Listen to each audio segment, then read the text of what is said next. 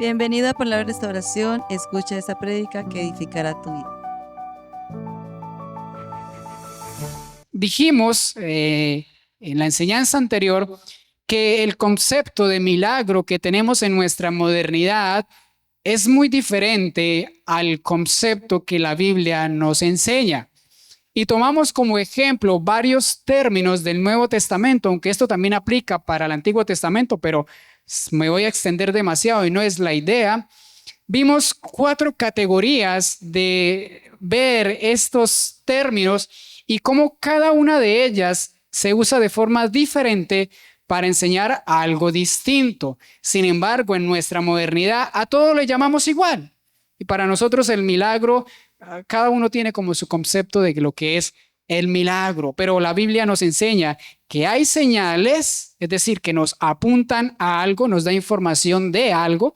En este caso, dice el libro de Juan, el Evangelio de Juan, que ese libro se escribió y las señales que están allí, lo dice al final del Evangelio de Juan, dijo que también había visto más señales, pero las que estaban ahí eran suficientes. ¿Para qué?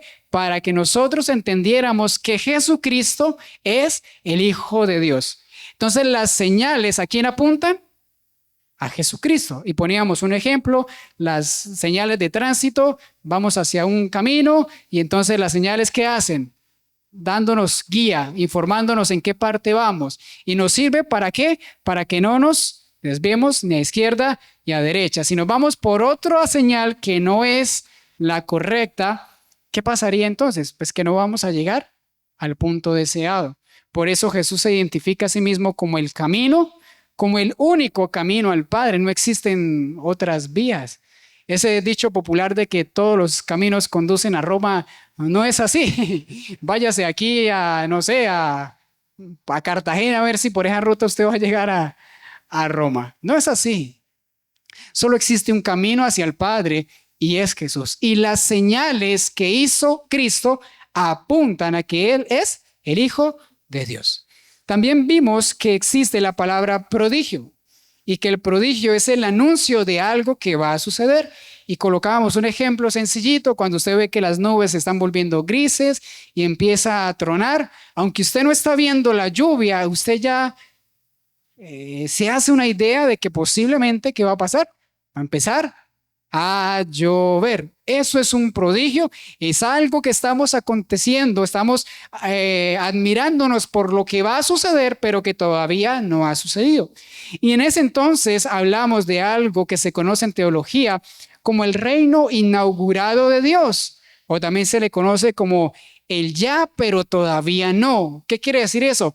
Que Jesucristo ya vino a establecer su reino, pero todavía no se ha consumado, que vino a salvarnos a nosotros, pero aún no nos ha glorificado, porque Él prometió darnos un cuerpo nuevo, un cuerpo que sea digno de presentarnos delante de Él, porque tal cual como lo tenemos, no se va a poder presentar delante de Dios. Dice la Escritura que ninguna cosa inmunda se va a presentar delante del Señor. Y no me lo tome personal. ¿Y cómo así, hermano? Usted me está diciendo inmundo. No es así, sino que en nuestro estado natural no somos dignos de estar delante de la presencia del Señor. Todos los que presenciaron la manifestación de Dios siempre cayeron rostro en tierra y le decían: Señor, hoy voy a morir porque no soy digno de estar delante de ti. Eso es el prodigio, algo que está por acontecer, que se puede evidenciar, pero que todavía no se ha establecido completamente. Hablamos de las maravillas y hablamos que este término no estaba solito, sencillamente se encuentra después del acontecimiento, que es a lo que nosotros le conocemos como milagro. Pero la palabra de Dios en el idioma original del griego no lo llama milagro, sino lo llama dunamis, o el poder de Dios. Cuando vemos el milagro que nosotros conocemos en la actualidad, no es otra cosa sino que el poder de Dios manifestándose, evidenciándose, haciendo algo de lo cual nosotros al verlo nos maravillemos. Y ahí viene la tercera palabra, maravillas. Milagros y maravillas por lo general siempre van de la mano. y tomábamos el ejemplo del hombre que estaba paralítico y el Señor le dijo, levántate y no peques más, y empezaron a murmurarle porque él había dicho anteriormente que perdonaba sus pecados. Y la gente, ¿qué hizo cuando vio el poder de Dios en acción? Dice la Escritura que se maravillaban y glorificaban el nombre de Dios. Hasta aquí podemos concluir que tanto las señales como los prodigios, como el poder o milagros de Dios y las maravillas, sencillamente lo que nos deberían provocar en nosotros es una admiración. ¿A quién? A Jesús, a Dios, al poder del Espíritu Santo, no a las personas. No es para idolatrar a la gente, y mucha gente hace uso, muy mal uso de estos términos para enseñar prácticas inadecuadas. Y ustedes saben que aquí, cuando me paro en este lugar, no tengo pelos en la lengua para decir las cosas como son. Y vuelvo y digo, no me tomen las cosas como algo personal, sino miremoslo como la enseñanza de Dios para edificación de nuestras vidas. Porque yo sé que este tema es espinoso para mucha gente. Yo sé que tratar de los milagros y decir que muchas de las cosas que vemos hoy son falsos milagros, la gente se alarma y la gente dice, pero no, es que allá estaba el poder de Dios. Entonces lo que usted me está diciendo que experimenté era falso, y la gente comienza como a mirarme mal porque yo trato estos temas. Y no es eso. Sencillamente la palabra de Dios nos dice que probemos los espíritus. ¿Qué quiere decir eso? Que analicemos si lo que realmente estamos viendo y estamos experimentando, realmente es de parte de Dios. Y vuelvo y digo, hoy en día hay muchos charlatanes que te dicen, así te dice el Señor, y se inventan cualquier brutalidad y te la dicen y nosotros le contestamos, amén. ¿Por qué? Porque lo dice el profeta. ¿Por qué? Porque lo dice el pastor. Y yo les dije, aún deben cuestionar todo lo que nosotros digamos. Si Pablo mismo le cuestionaban su palabra, ¿por qué a nosotros no? Si nosotros somos más propensos a equivocarnos.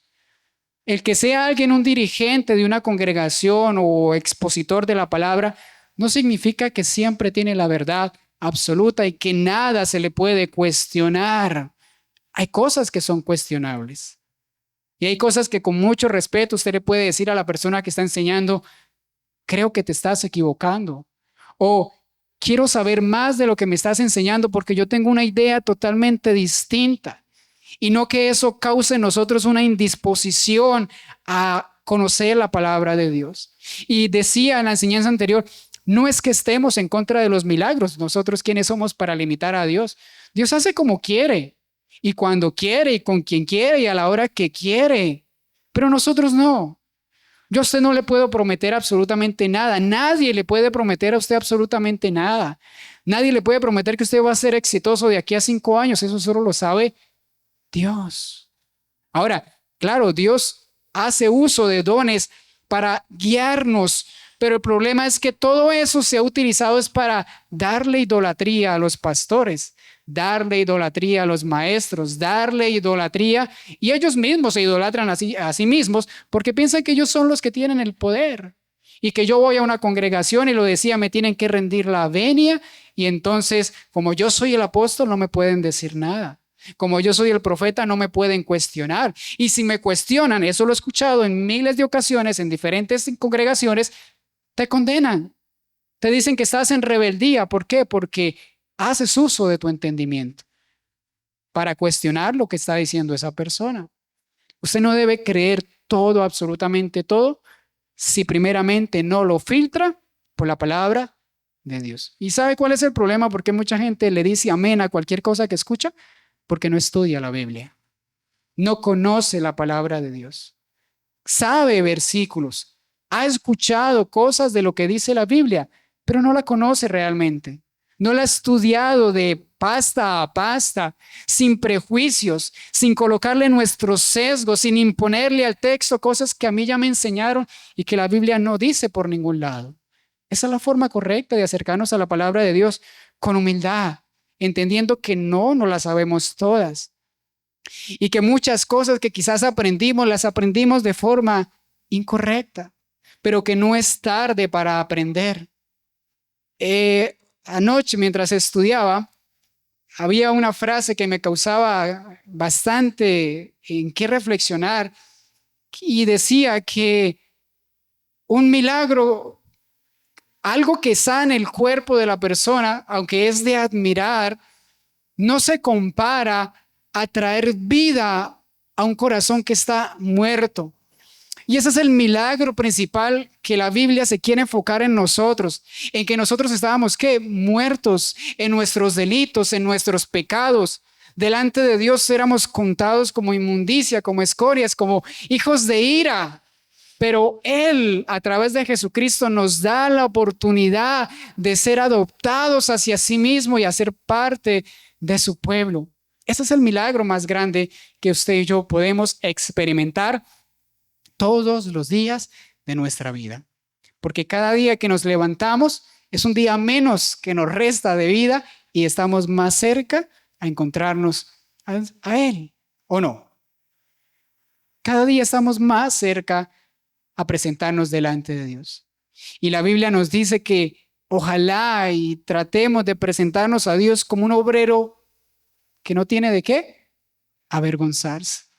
Por eso mucha gente le tiene miedo a morir, porque saben muchas veces que están fallando y son conscientes y no reparan sus actos. Y saben que cada día están más cerca. Y lo decía mi esposa, a veces espera hasta el último minutico a ver si Dios me concede gracia.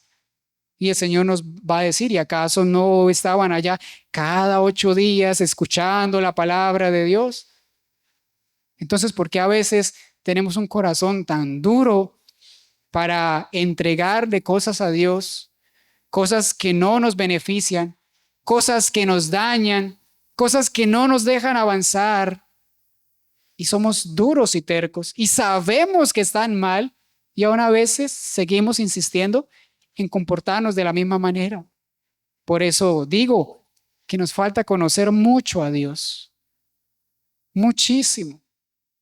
Esta vida, decía alguien al respecto, no nos va a alcanzar para esta ni la otra vida, nos va a alcanzar para conocer la grandeza de Dios y en qué Él espera de nosotros que seamos responsables. Que si Dios hace una manifestación en nosotros, cualquiera que sea, que nos sane, que nos ayude, que nos ministre, que nos quebrante, que nada de eso sea para echarnos el champú nosotros, sino que sea para darle la gloria a Dios y decirle, Señor, gracias. Que cuando tú ores y veas la respuesta, le digas, Señor, gracias, porque oíste mi oración. No es que las cosas sucedieron porque tú oraste, no, sino que el Señor conoce las intenciones de tu corazón. Por eso debemos acercarnos a Él con un verdadero corazón arrepentido, humillado.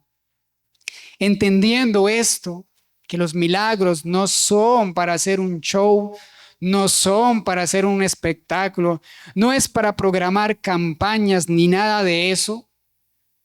Entendiendo eso de los diferentes términos o categorías, entonces, ¿qué es lo que verdaderamente hace el milagro en nosotros? ¿O para qué sirven los milagros que hace Dios?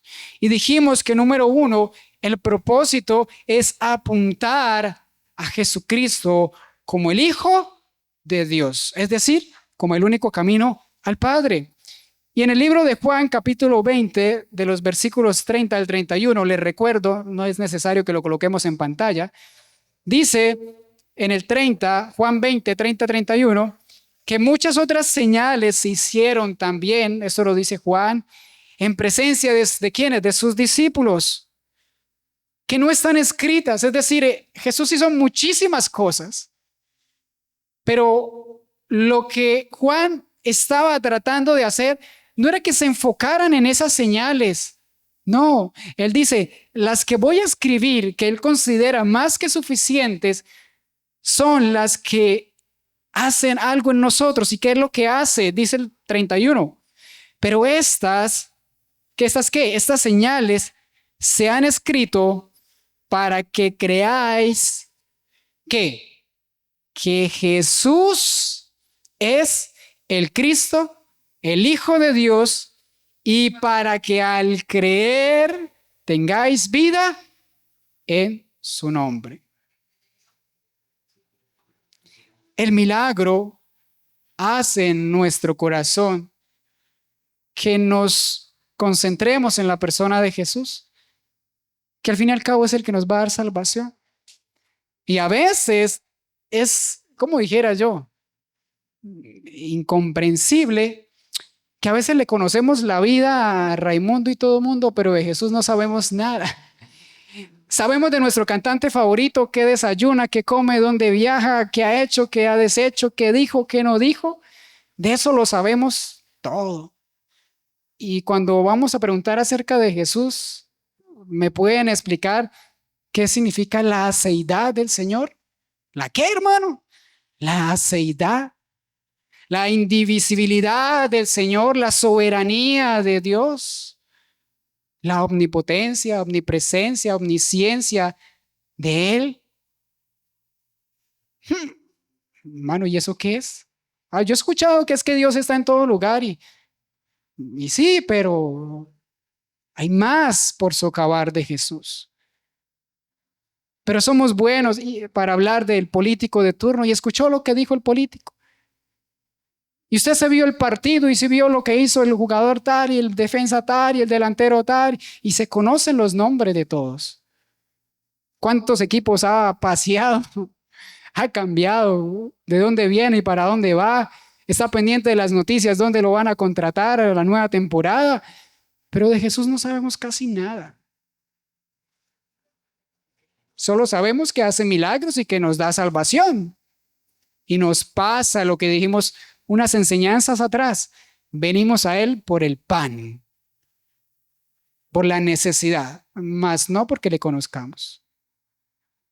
Y eso está mal, mis hermanos. Eso no debería prender nuestras alarmas y decir, oiga, de verdad yo pierdo mucho tiempo sabiendo tantas bobadas que se van a acabar aquí al fin y al cabo. ¿Por qué no aprendes más de Jesús? ¿Por qué no comienzas a estudiar su vida? ¿Cuántas veces te has leído los evangelios? Todos, y vuelves y comienzas. Esa es la base de lo que nosotros profesamos. Y cuando lo hagamos, nos vamos a dar cuenta que estamos muy graves en muchos sentidos. Jesús nos manda a orar sin cesar. 5 minutos ya estamos cansados. Nos manda a estudiar la palabra de Dios. Una prédica de 1 hora ya estoy cansado. Nos manda a profundizar. ¿Qué os parece? Le dice, a vosotros os parece que ahí está la vida. Escudriñad las escrituras, a vosotros os parece. Y nosotros, pues, ya con lo que le diga mi hermano está bien.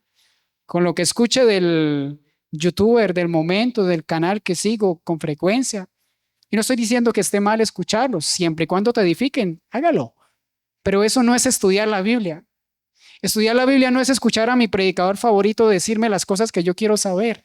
No, estudiar la Biblia es sentarse un momento, apartarse de todas las cosas y comenzar a leer. Y ore al Espíritu Santo de Dios que le dé discernimiento para entender. Y cuando te sientas atascado en ese tema, ahí sí acude a alguien que te dé mayor entendimiento. Cuando ya hayas estudiado algo, ahí sí empiece a escuchar a los predicadores a ver si tú estás pensando lo mismo que ellos o el que estás equivocado eres tú. O al revés, si yo estoy convencido de lo que estoy estudiando es correcto y lo que me están enseñando como que no cuadra, ¿quién es el que se está equivocando? Pero vuelvo y digo, ¿cómo vamos nosotros a tener ese juicio de valor si tenemos la palabra de Dios como directorio de páginas amarillas abiertas en el Salmo 91? Allá la página amarilla porque de ahí no se mueve donde la tenemos puesta. Eso es triste, mis hermanos. Las iglesias como estas, por eso es que no se llenan. Porque la gente quiere ver espectáculos, el show, el milagro, el poder, la profecía, que le digan usted qué va a hacer de aquí a tantos años. Vivir de fantasías, en lugar de poner su mirada en Jesús. Que no importa qué pase aquí en adelante, si le va a ir bien o no, pues su mirada sigue en ¿quién? Jesús. Mire, yo le puedo enseñar el camino al éxito. Coja allí la autopista, se va derecho, llega al centro comercial, ahí está el centro comercial, ahí dentro está el éxito. Es el único camino que le puedo enseñar acerca del éxito. Pero yo no sé a ti cómo te va a ir de aquí a un par de años, si estés vivo, no sé. Si aquí hoy el que está escuchando esté por acá, no lo sabemos. Por eso nuestro anhelo primordial de venir a esta congregación es a tener comunión con el Señor, a deleitarnos en la alabanza. Y a veces es triste, yo a veces le comento estas penurias que llevo al círculo más cercano. A veces es triste nosotros venir a adorar y la gente a veces con apatía, sin ganas, sin compromiso, cansados.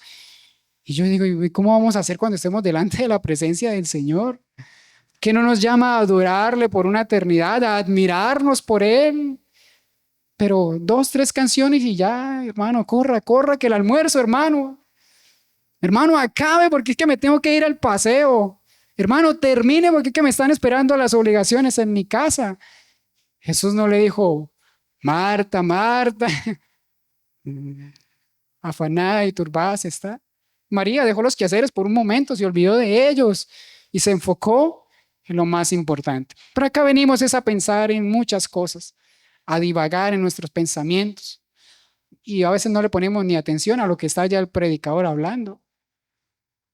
A veces nos resentimos con el que está ahí hablando porque no estoy de acuerdo con lo que está enseñando.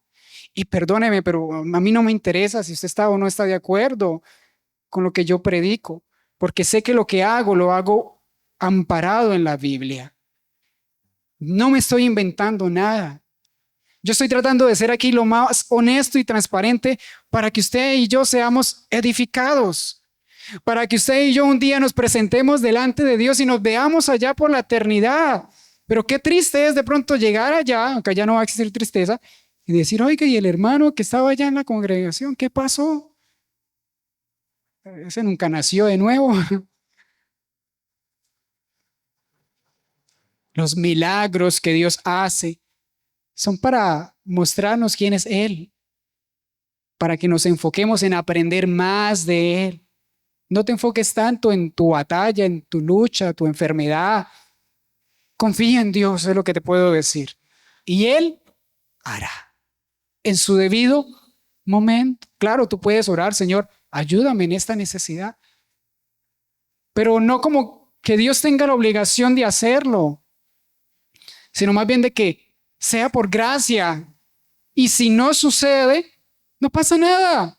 Siga como el apóstol Pablo. 3 veces le dijo, Señor, Señor, este aguijón, Señor. ¿Y cuál fue la respuesta de Jesús? Ya, bástate de mi gracia, ya, ya. Ahí en la debilidad que tú tienes es donde mi poder se está perfeccionando.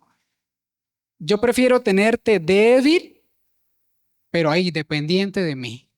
A veces la enfermedad hace eso. La enfermedad no hace que nosotros nos desorientemos. La enfermedad a veces nos mantiene anclados en fe al Señor. Eso es el poder de Dios.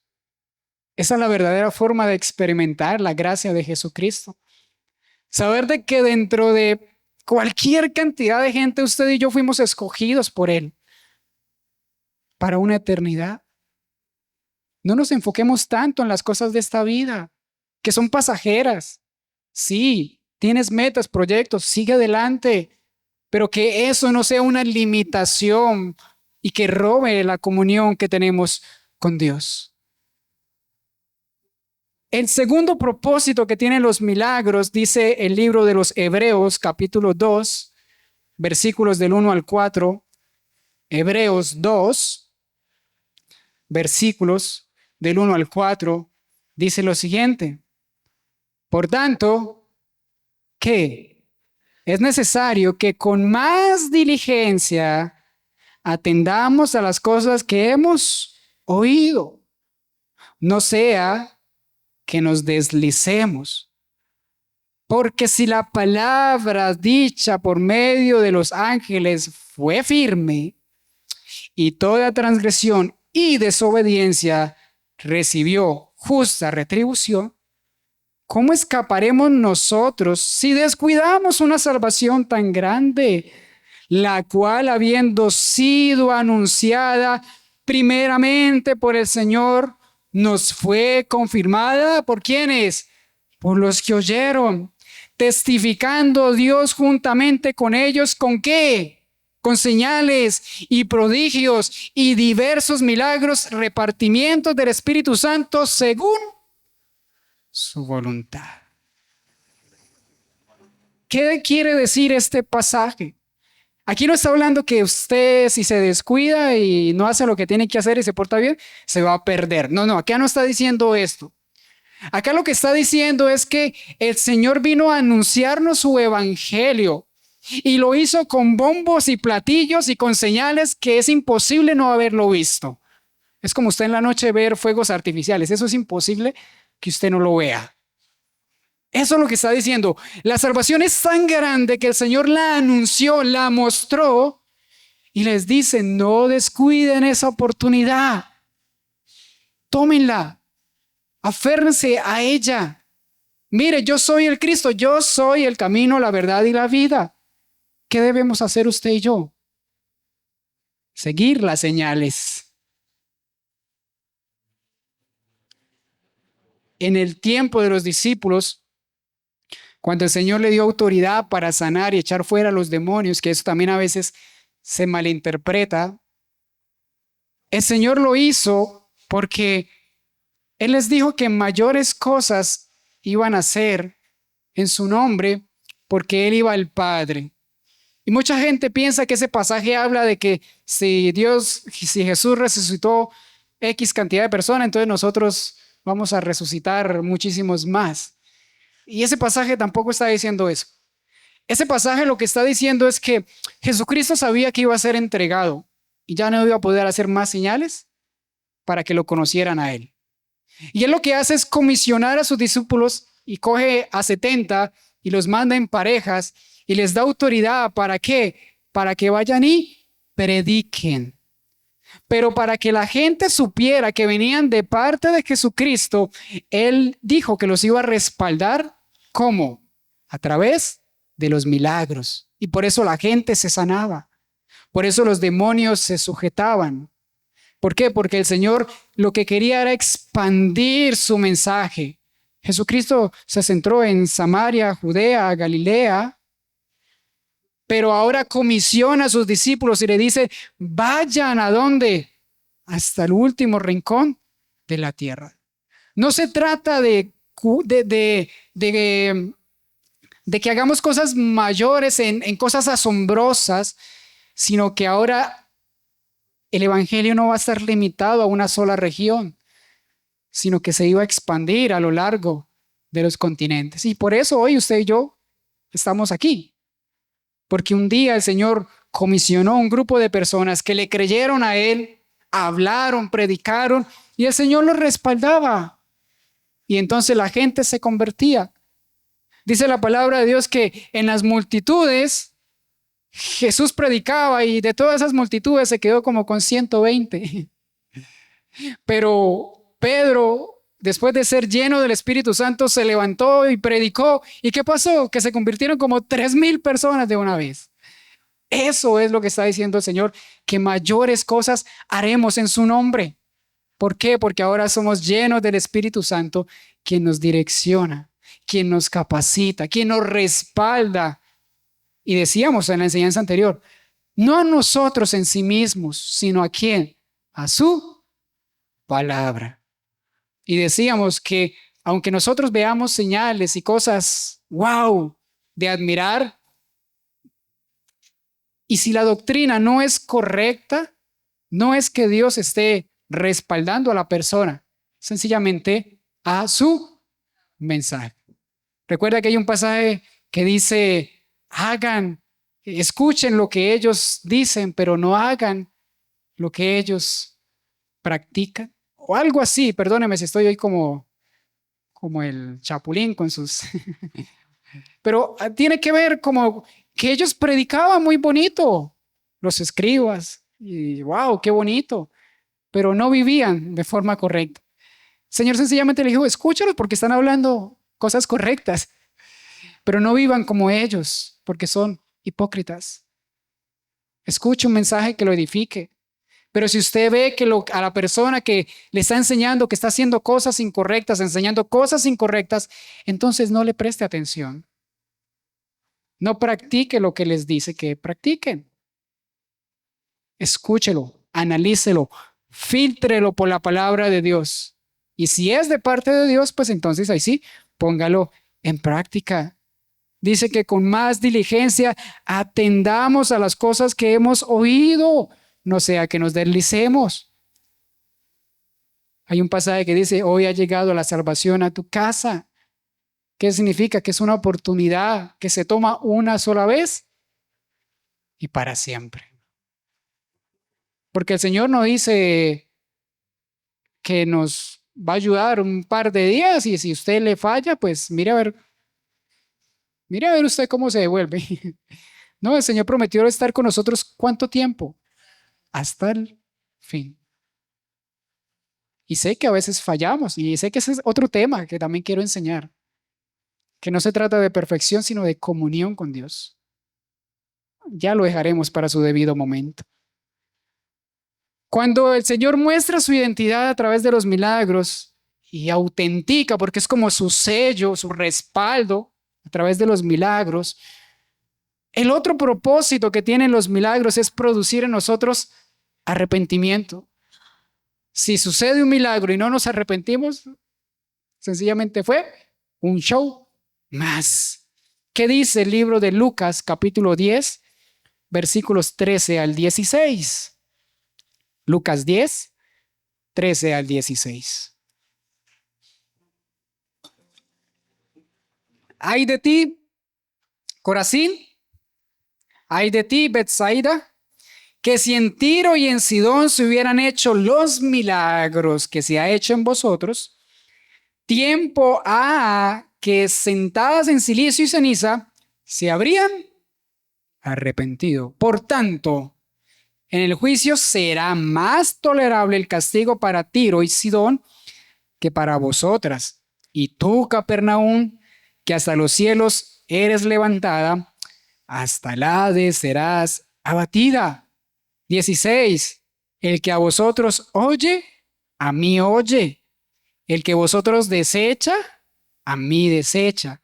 Y el que me desecha a mí, desecha al que me envió. Cristo le está diciendo a sus discípulos, prediquen. Ustedes solo ocúpense en predicar. Yo me ocupo de lo demás. Yo hago los milagros, pero si la gente no se arrepiente, ay de aquellos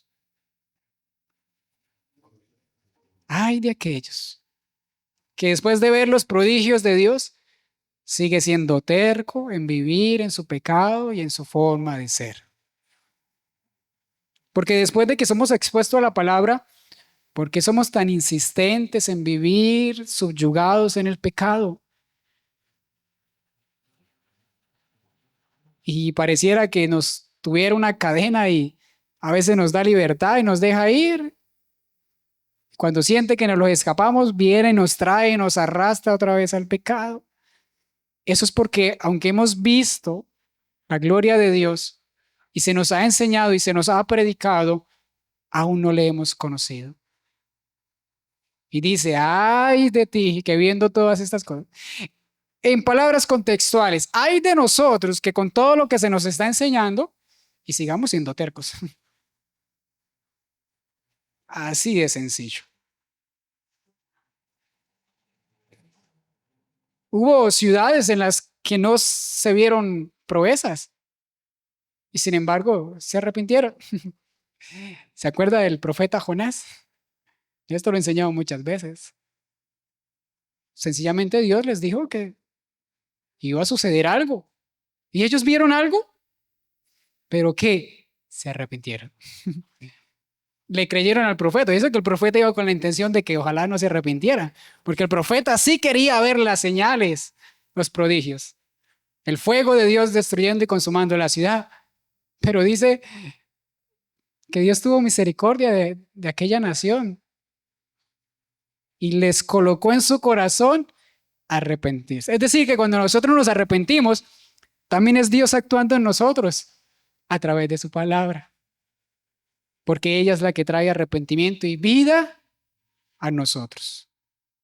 Pero si no nos acercamos, vuelvo y digo, es que si no nos acercamos al mensaje de Dios, es como que usted tenga frío y haya una fogata y usted prefiere seguir en el frío en lugar de acercarse a la fogata.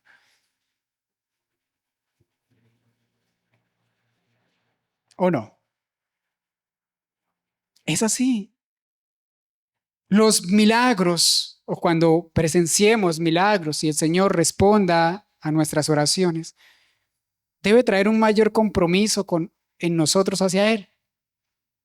Que verdaderamente reflexionemos si como vivimos agrada a Dios, si lo que hablamos exalta a Dios, si lo que pensamos glorifica su nombre. Mira lo que el Señor dice acerca de las señales falsas. Y mire que sí hay milagros falsos. No me lo estoy inventando. Por eso es que un milagro, como lo decía, no es garantía de nada si eso no trae todo lo que ya dijimos anteriormente. Las señales no prueban una verdad doctrinal. Mateo 24 al 26. Las señales no prueban una verdad doctrinal. Mateo 24 al 26. ¿Qué dice la palabra de Dios? Porque se levantarán falsos cristos, falsos profetas. ¿Y qué van a hacer? Mostrarán grandes señales y prodigios para, de ser posible, ¿qué más dice? Porque yo tengo otra versión, pero igual, ayúdame.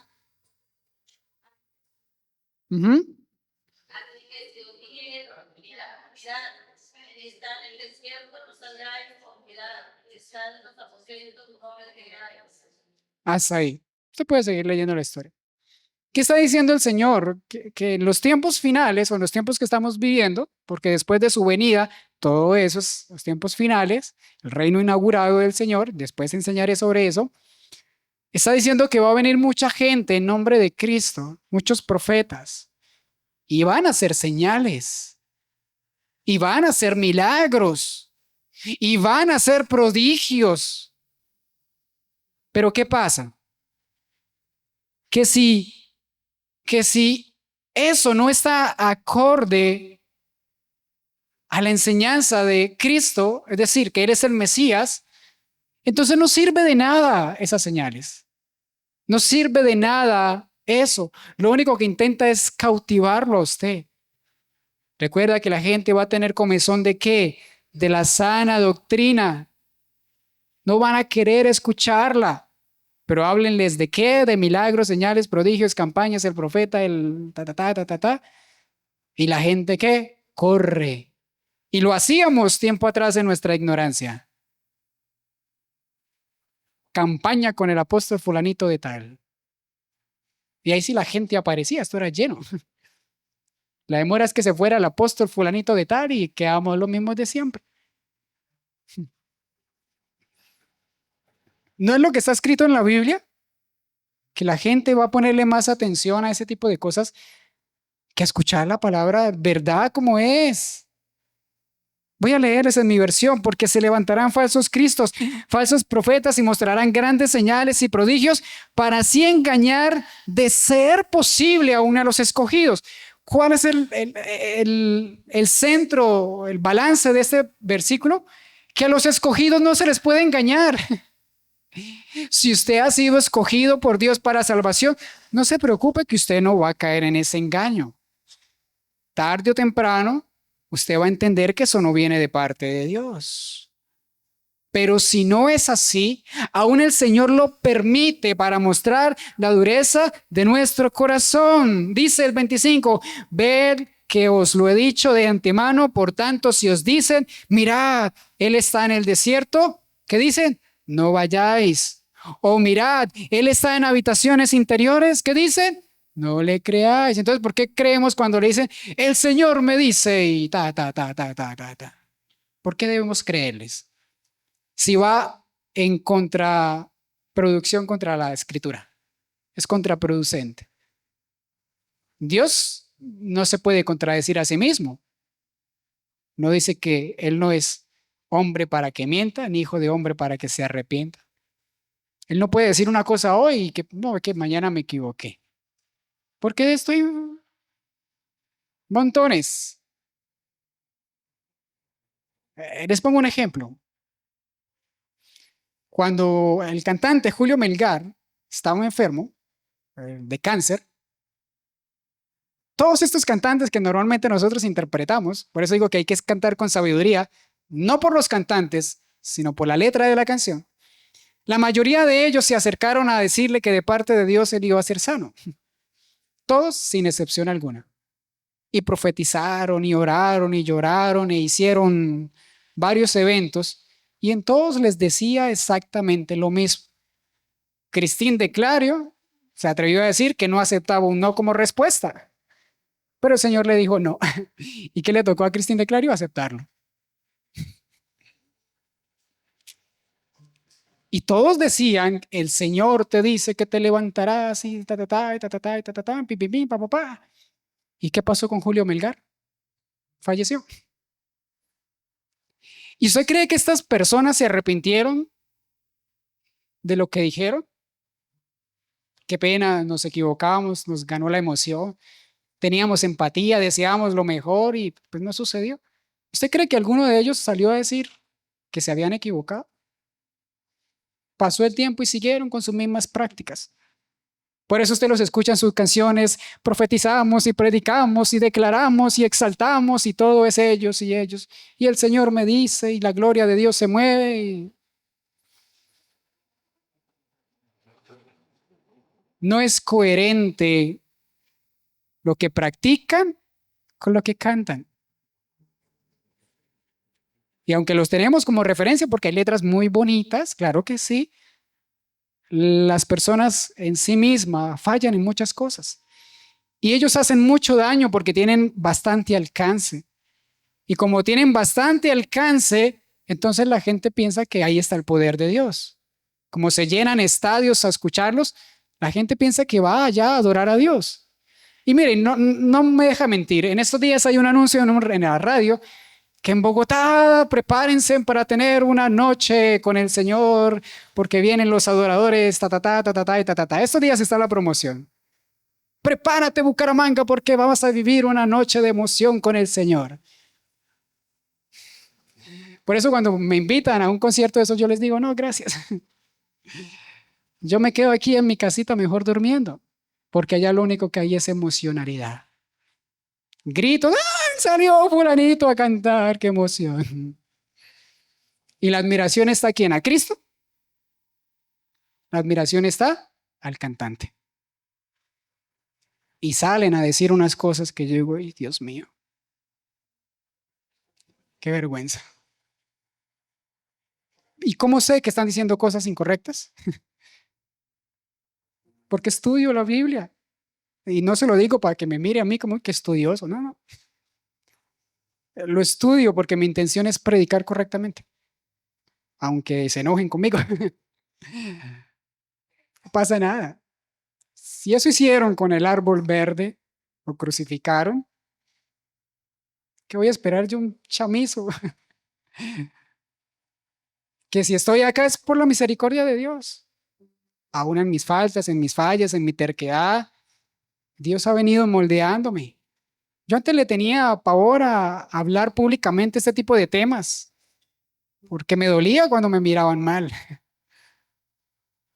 cuando me criticaban. Ya ahorita no. No es que no me duele y sea indiferente, me refiero a que ya no le presto tanta atención a eso, porque al fin y al cabo, quien me va a dar el checklist no es usted, mi hermano. El que me va a dar el sello de aprobación y ya me lo dio es Jesús. Él colocó su sello, su espíritu sobre mí.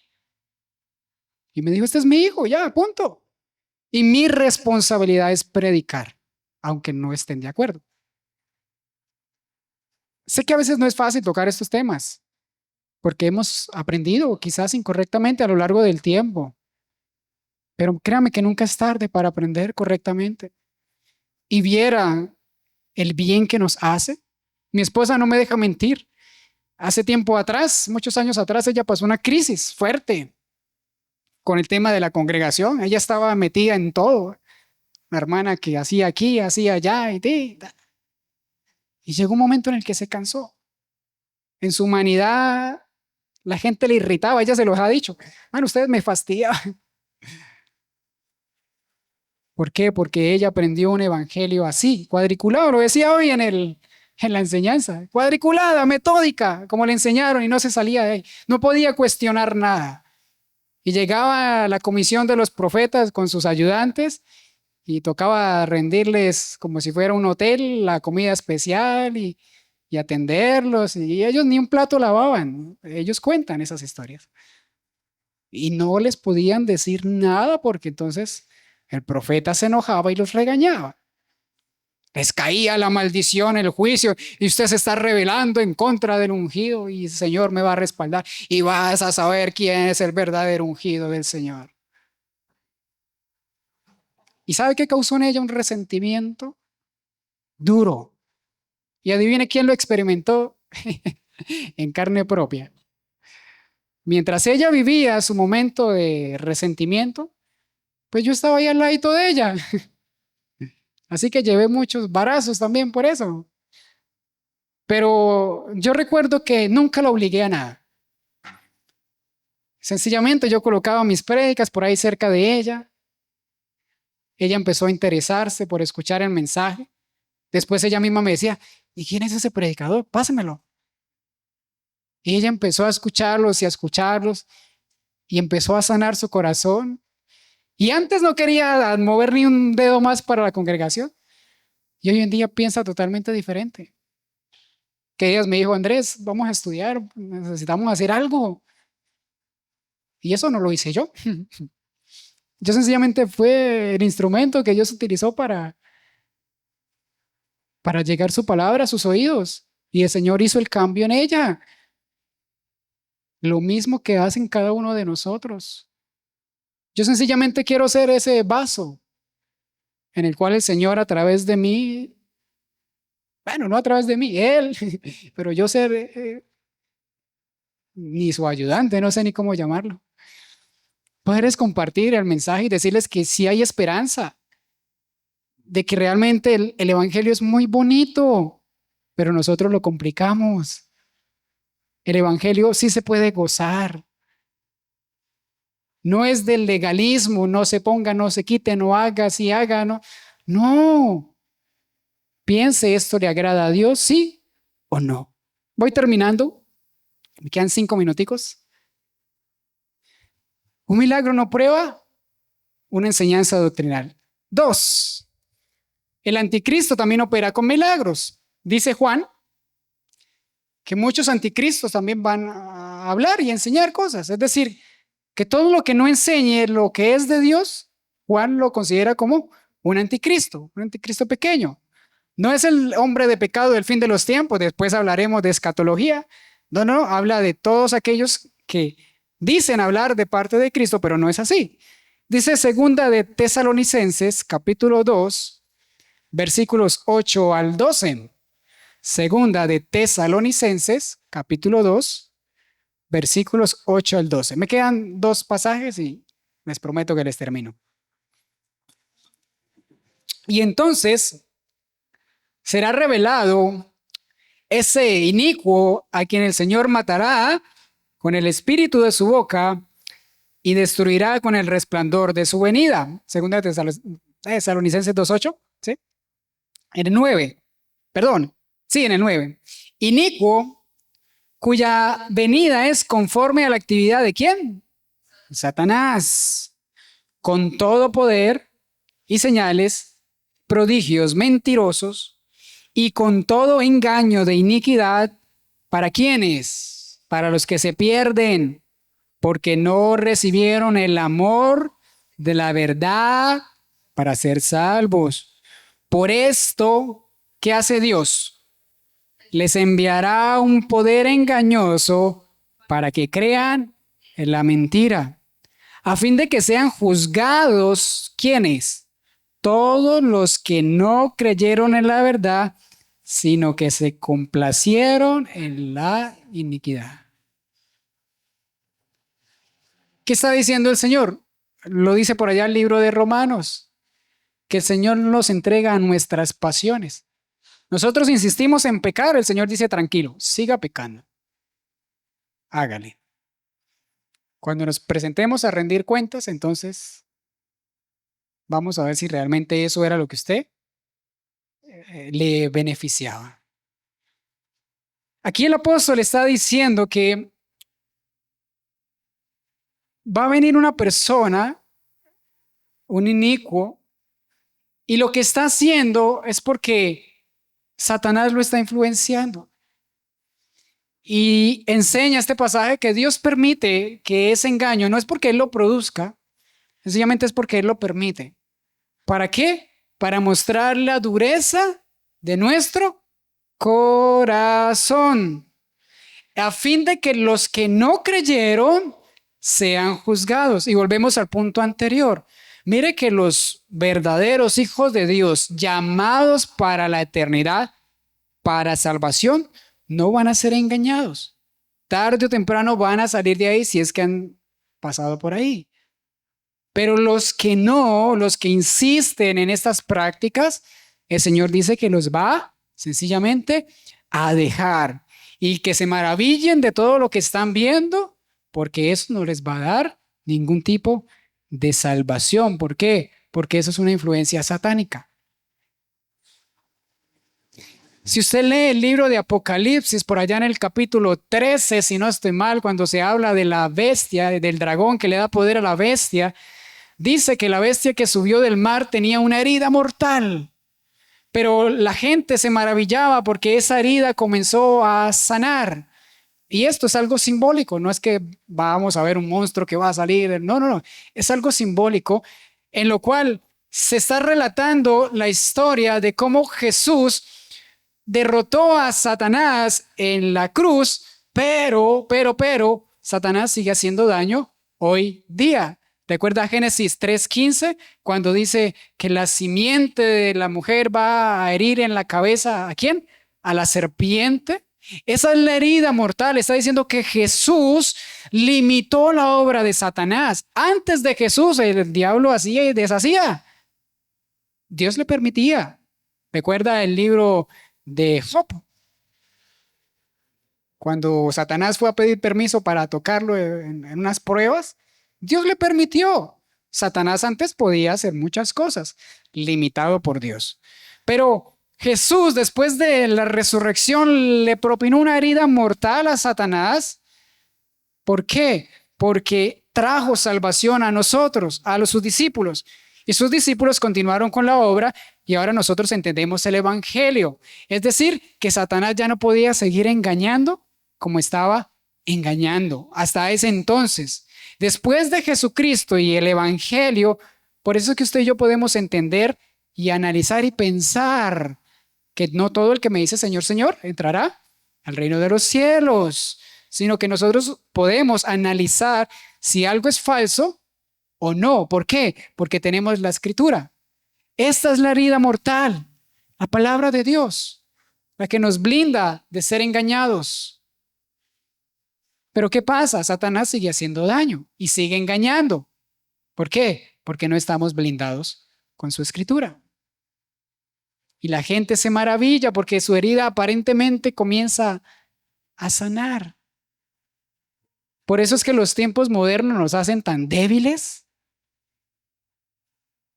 En otros tiempos se perseguía a la iglesia. ¿Usted cree que la iglesia desaparecía? Al contrario, cogía más fuerza, aunque los mataban, los castigaban, los aserraban, los servían, los decapitaban, perdonen que sea tan explícito, pero eso hacían, los entregaban a los leones. Y la gente, ¿qué hacía? Seguía creciendo la iglesia del Señor. Pero hoy en día ya ni nos persiguen, ya ni nos buscan, ya todo es aquí relajado. Si tengo tiempo voy, si no tengo tiempo no voy. Allá no era si tenía tiempo o no tenía tiempo. Allá era ahí donde los encuentren, que estaban orando. Y habían personas al estilo Pablo que los sacaba de las sinagogas, cuando era Saulo, ¿se acuerda? Y los castigaban públicamente. Los azotaban y ellos eran felices. Pero como hoy en día tenemos un evangelio tan liviano, nos hablan de esfuerzo y, ay, hermano, yo los invito a que nos esforcemos más en conocer mejor la Biblia. Por eso estamos con aras de comenzar. Yo estoy ansioso de comenzar ya el instituto, solo que no he podido, pero quiero hacerlo y quiero hacerlo con las personas que realmente quieran avanzar. Dice segunda de Tesalonicenses 2, pero ahora saltemos al versículo 13. Bueno, ahí nomás. Pero nosotros siempre tenemos que dar gracias a Dios por vosotros, hermanos, amados por santificación, por el Espíritu y la fe en la verdad. Y fue para esto que Él os llamó mediante nuestro Evangelio, para que alcancéis la gloria de nuestro Señor Jesucristo. Así que, hermanos, estad firmes y conservad las doctrinas que os fueron enseñadas, ya de palabra, ya por carta nuestra, y que nuestro Señor Jesucristo mismo y Dios Padre, que nos amó y nos dio consuelo eterno y buena esperanza por gracia, consuele vuestros corazones y os afirmen en toda obra y palabra buena. Entonces, concluyamos, ¿la doctrina es necesaria? Es más que necesaria, porque la doctrina es la que nos va a afirmar. Y la gente, los que no estudian correctamente la Biblia, malversan ese pasaje que dice, pero la letra mata y el espíritu vivifica. Entonces yo por eso no estudio aquí solo emoción y poder del Espíritu Santo. ¿Y es verdad lo que dice la Biblia? ¿Acaso Pablo no le dijo a Timoteo, ten cuidado de ti mismo y de la doctrina? Entonces sí ve que la doctrina sí es importante. ¿Por qué? Porque la doctrina nos va a establecer. Y él les dice, estén firmes, pero al final les da la solución. ¿Cómo estamos firmes? Por su palabra. Conclusiones finales y cerramos la enseñanza. Tristemente, cuando nos enfocamos más en los milagros, Cristo deja de ser suficiente. La cruz se vuelve secundaria, la fe se vuelve utilitaria y la iglesia se convierte en un espectáculo. Cuando nuestro enfoque no es aprender a conocer a Cristo, cuando no sucedan las cosas, nos vamos a cansar, nos vamos a ir, nos vamos a apagar. Cuando no se nos predica la cruz, pues no nos vamos a arrepentir, vamos a seguir viviendo de cualquier manera. Los falsos predicadores van a coger la fe que usted tiene y deposita en ellos para manipularlos. Y te dicen, si tú no vienes acá, el Señor te va a maldecir. Y si no le haces al caso al profeta, el Señor te va a castigar. Entonces la fe se vuelve como un medio de tire y afloja, como para hacer contratos con Dios, por decirlo de alguna manera. ¿Y sabe cuál es la fácil de los profetas para decir que no se cumplen las cosas que ellos dicen? Les dicen es que usted no tuvo fe. Y ellos se lavan las manos. Es que eso no sucedió porque a usted le faltó fe. Mira con la cara que te mira Cona. No es falta de fe, es que ellos utilizan la fe como un medio de ganancia. y nos manipulan. Y hay mucha gente que no se sale de esas congregaciones por miedo a la maldición del profeta. Porque el pastor le dijo que si se iba de allá, se iba a condenar. ¿Y qué? Pues les toca ya, hasta que Dios haga su obra. Y la iglesia se convierte en un espectáculo. Entonces se piensa más en hacer el show, en lo que haya que hacer para tener la gente entretenida. Y si la gente no sintió algo ese día, entonces Dios no estuvo por allá. ¿Cómo que Dios no estuvo por acá? ¿Ustedes creen que Dios no ha estado acá todo el tiempo que hemos estado hablando? ¿Y han visto algún milagro, señal, prodigio, maravilla? ¿Sabe cuál es el milagro que Él hace? Traernos de muerte a vida, cambiando aquí nuestra manera de pensar, haciéndonos sensibles en nuestro corazón para caminar correctamente. Los falsos maestros manipulan las emociones de las personas y su enseñanza no exige arrepentimiento, no exige doctrina, no exige cruz, solo exige experiencia. Entonces, si usted tuvo un buen sacudón, ahí estuvo la presencia de Dios. Si usted ese día lloró, porque Dios sí estaba ahí. Y si no lloramos, entonces no. Entonces, los falsos maestros manipulan a las personas. Usted por eso yo soy un poco enemigo de la música cuando se usa como medio de manipulación. Porque la música tiene una influencia fuerte sobre lo que sentimos. Así como nos puede poner alegres, contentos, nos motiva, también nos puede volver cortavenas. Yo a veces le digo a mi esposa, porque ella pone música cristiana para escuchar, solo que ella no puede estar allá con esta sí y esta no, y a veces le salen unas canciones, y yo le digo, ¿y esa canción tan cortavenas qué? Unas canciones que, ay, pobrecito yo, y como mendigándole al Señor, y uno dice, pero ¿por qué componen esas letras? Y lo mismo pasa a veces en esos espectáculos, se sube el grupo completo y tocamos con violines y guitarras eléctricas y la batería que haga cierto sonido y todo eso nos va condicionando y por eso es que lloramos. Y por eso a veces aquí, en otros tiempos, si no había música de fondo y el predicador ya al final cerraba la oración y como que miraba a ver si la gente estaba arrepintiéndose y como que no, y entonces gritaba más fuerte y oraba más fuerte y miraba y no, la gente como que está dura y como que dele a ver si la gente se conmueve y usan los instrumentos como algo meramente sensorial, porque la música mueve emociones.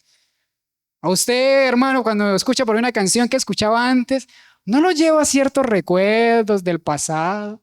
Estuve escuchando esa canción y ya pasó tanto tiempo. Yo que ya se escuché un comercial, les acabo porque, uy, qué pena con ustedes, que ya se escuchó un comercial cuando yo era niño, tenía alrededor, ¿qué? Unos 14, 15 años, y vivíamos, ya tengo 33, ¿no?